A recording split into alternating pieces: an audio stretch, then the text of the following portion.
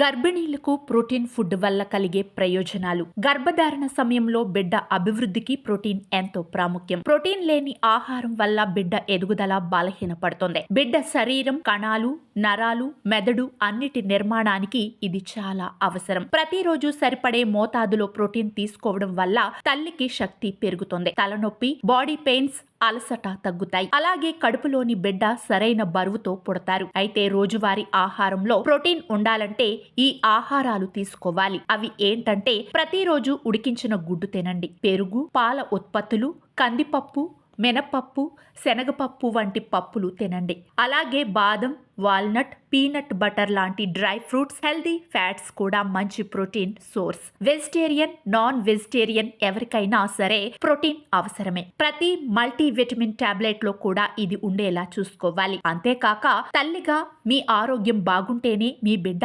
ఆరోగ్యంగా ఉంటుంది. కాబట్టి ప్రోటీన్ తగిన మోతాదులో ఉండేలా చూసుకోవడం తల్లి తీసుకునే జాగ్రత్తల్లో అతి ముఖ్యమైనది. ఇలాంటి మరెన్నో ఆసక్తికరమైన సమాచారం కోసం మా ఛానల్ ను సబ్స్క్రైబ్ చేసుకోండి.